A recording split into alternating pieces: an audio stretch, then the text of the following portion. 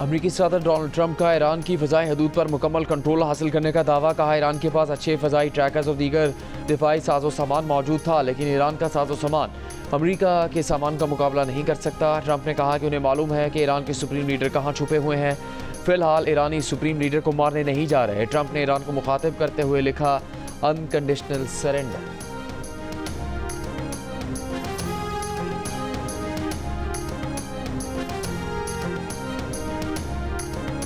अमरीकी हुकाम का कहना है कि अमरीका मशरिक़ वस्ता में लड़ाका तैयारों की तादाद में इजाफा कर रहा है। अमरीकी फ़ौज मशरिक़ वस्ता में मज़ीद लड़ाका तैयारे भेज रही है। अमरीकी नायब सदर JD वेंस ने कहा कि अब सदर ट्रंप ने अमरीकियों और फ़ौजियों के तहफ़्फ़ुज़ के लिए गैर मामूली तहम्मुल का मुज़ाहरा किया।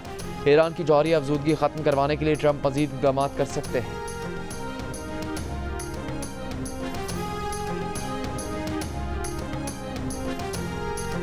फील्ड मार्शल आसिम मुनीर की अमेरिका के सरकारी दौरे के दौरान ओवरसीज़ पाकिस्तानियों से मुलाकात। बड़ी तादाद में पाकिस्तानी कम्युनिटी की शिरकत। ISPR के मुताबिक ओवरसीज़ पाकिस्तानियों ने ऑपरेशन बुनियानुल मरसूस मार्का हक में पाक फ़ौज की कारकर्दगी को सराहा। आर्मी चीफ ने ओवरसीज़ पाकिस्तानियों के एक कलीदी किरदार पर शुक्रिया अदा किया।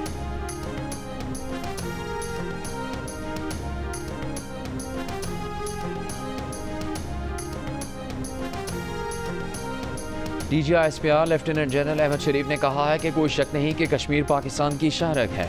ऑपरेशन बुनियानुल मरसूस में पाकिस्तानी अवाम बिलखुसूस तलबा तालिबात ने कलीदी किरदार अदा किया। अवाम और तलबा ने भारतीय स्ट्रेटेजिक मफरूज़ों को हमेशा के लिए ज़मीन बोस कर दिया। जिन्ना यूनिवर्सिटी बराए ख़वातीन कराची के दौरे में गुफ्तगू। DG ISPR ने तालिबात को ऑपरेशन बुनियानुल मरसूस में कामयाबियों से भी आगाह किया।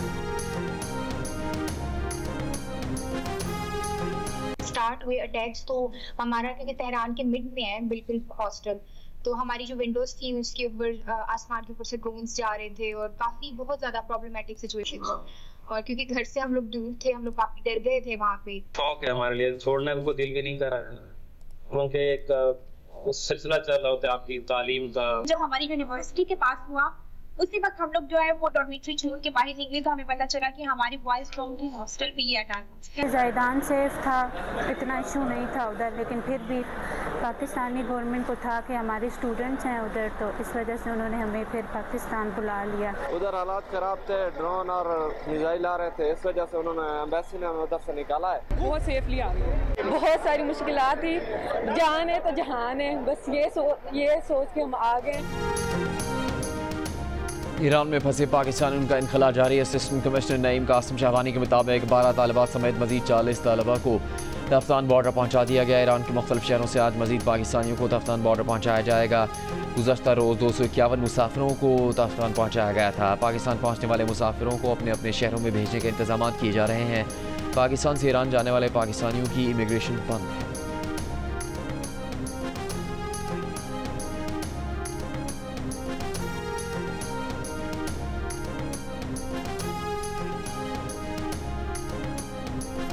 पाक ईरान सरहदी शहर अफगान में बॉर्डर बंद होने के बायस सरहद पार से आने वाले सामान की किल्लत पैदा हो गई।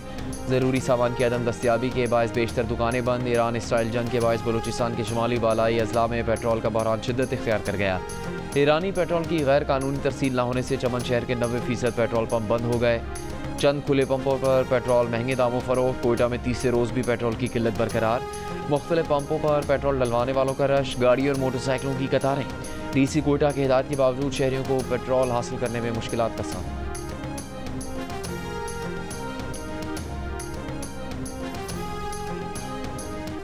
ईरान ने इसराइल पर साइबर हमला भी कर दिया। Israeli TV channel live program के दौरान मुबैना तौर पर हैक कर लिया गया। एंकर्स हैरान रह गए। ईरान के साइबर हमलों में इसराइली शहरियों के मोबाइल फ़ोन्स भी निशाना बने। इसराइली शहरियों को पनागाहों में जाने और ईंधन ज़ख़ीरा करने के पैगाम मौसूल हुए। दूसरी तरफ ईरानी मीडिया के मुताबिक ईरान के सरकारी बैंक पर साइबर हमला किया गया। साइबर सिक्योरिटी कमांड ने कहा है कि सरकारी एहलकार और सिक्योरिटी अमला कनेक्टेड डिवाइसेस इस्तेमाल ना करें।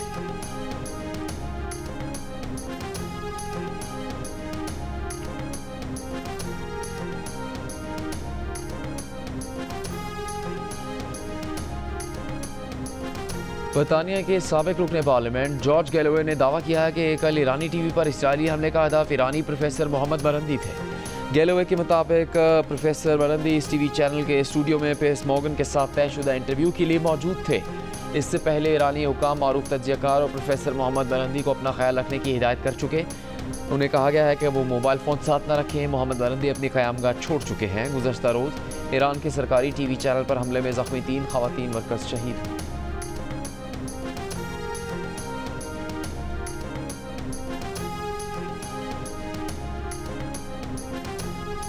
सुप्रीम कोर्ट आईनी बेंच में मखसूस नशिस्तों के केस की समाअत सुन्नी इत्तेहाद काउंसिल के वकील फैसल सिद्दीकी ने दलाइल में कहा कि इलेक्शन कमीशन धड़ल्ले से कहता है कि सुप्रीम कोर्ट के फैसले पर अमल नहीं करेंगे, नजरसानी दायर करेंगे। कमीशन ने 39 अरकान को नोटिफाई किया मगर मखसूस नशिस्तें नहीं दी।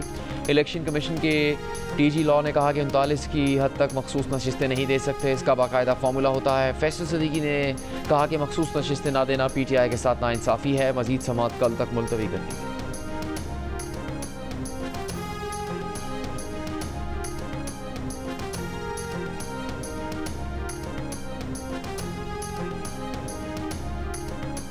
सुप्रीम कोर्ट आईनी बेंच में जजों के ट्रांसफ़र और सीनियरिटी के केस की समाअत। जस्टिस मोहम्मद अली मज़हर ने कहा कि रिप्रेजेंटेशन में मुतासरा जजों ने तबादले पर आए जजों को डेप्यूटेशनिस्ट कहा, इस पर अफसोस ही किया जा सकता है। कराची बार के वकील फैसल सिद्दीकी बोले, आर्जी तौर पर तबादला किए जज को नया हल्फ लेना होगा। अब नया हल्फ लेने पर वो जूनियर हो जाएगा, लेकिन जब वो वापस अपनी हाई कोर्ट जाएगा तो पुरानी सीनियरिटी पर जाएगा। जस्टिस मोहम्मद अली मज़हर ने कहा कि मुतासरा जजों ने तबादले के अमल पर कोई बात नहीं की। मज़ीद समाअत कल तक मुलतवी।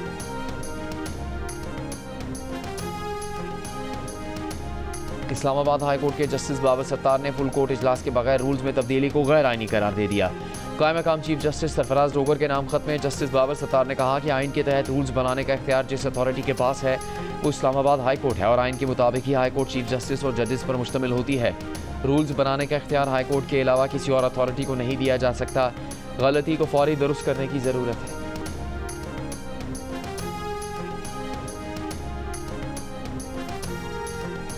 बानी PTI ने एहतजाजी तहरीक 2 हफ्तों के लिए मौखर कर दी। बानी PTI की बहन नौरीन नियाजी की अडियाला जेल के बाहर गुफ्तगू। कहा, बानी PTI को आलमी हालात के बारे में मालूमात थी। बानी ने कहा, पाकिस्तान को इस वक्त मुत्तहिद होना चाहिए।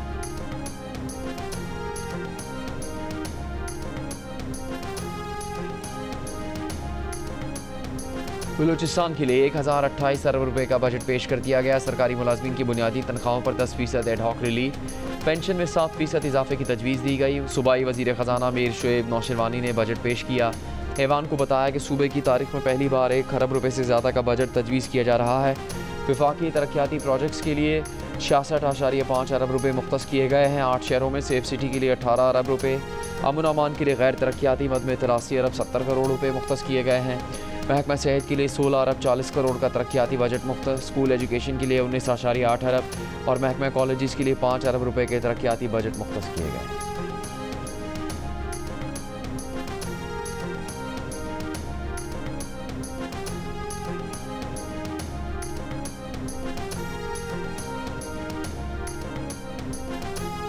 सोलर पैनल्स महंगे नहीं होंगे। पार्लियामेंट के दोनों ऐवानों की खजाना कमेटी ने 18% सेल्स टैक्स लगाने की तजवीज़ मुस्तरद कर दी। कौमी असम्बली की कायमा कमेटी बराए खजाना के चेयरमैन नवीद कमर ने कहा कि सोलर पैनल पर टैक्स से मुताल्लिक़ कमेटी का मौक़िफ़ वाज़ेह है। तमाम सियासी जमातों ने ऐवान में सोलर पर टैक्स की मुखालफत की। वज़ीर ख़जाना मोहम्मद औरंगज़ेब ने कहा कि आपकी तजवीज़ नोट कर ली गई है। चेयरमैन FBR ने कमेटी को वजाहत की। कहा, अगर सोलर पैनल मुकम्मल बना हुआ इम्पोर्ट किया जाए तो उस पर सेल्स टैक्स नहीं, सोलर पैनल्स के पार्ट इम्पोर्ट करके यहाँ तैयार होगा तो उस पर टैक्स है। सोलर पर 18% GST से 20 अरब रुपए आएंगे।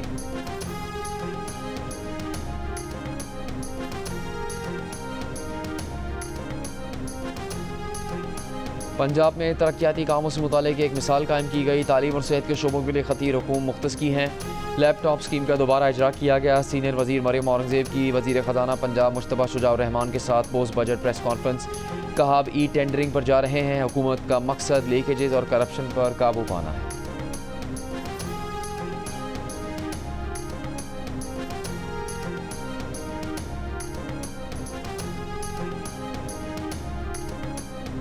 पंजाब बजट के आदाद शुमार सामने आ गए। गवर्नर हाउस, वज़ीर आला ऑफिस, सूबाई वज़रा के दफातर और पंजाब असम्बली के बजट में इजाफा। बजट दस्तावेज़ के मुताबिक गवर्नर हाउस का बजट 15 करोड़ 37 लाख कर दिया गया। सूबाई वज़रा के दफातर का बजट 35 करोड़ से बढ़ाकर 1 अरब रुपये कर दिया गया। वज़ीर आला ऑफिस का बजट 23 करोड़ इजाफे के बाद 1 अरब 46 करोड़ रुपये हो गया। पंजाब असम्बली का बजट 7 अरब 38 करोड़ कर दिया गया। वज़ीर आला इंस्पेक्शन टीम का बजट 21 करोड़ 24 लाख रुपये कर दिया गया। पंजाब के 41 कमिश्नरों के दफातर के बजट में 2 करोड़ 81 लाख रुपये का इजाफा किया गया।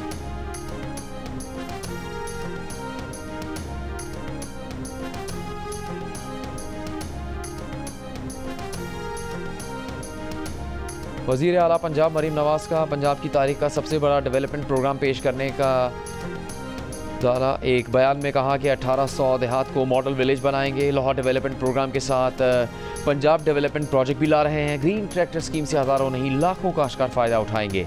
12,000 किलोमीटर से ज़्यादा सड़कों की तामीर और तोसी एक रिकॉर्ड होगी।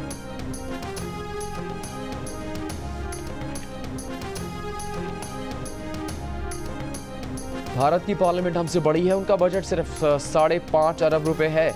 हमारी कौमी असम्बली की आधा घंटा भी कार्रवाई नहीं होती। 16 अरब रुपए का बजट क्यों रखा गया? ख्वाजा आसिफ को तब याद क्यों नहीं आया जब पंजाब हुकूमत ने 800% तक तनख्वाहें बढ़ाईं?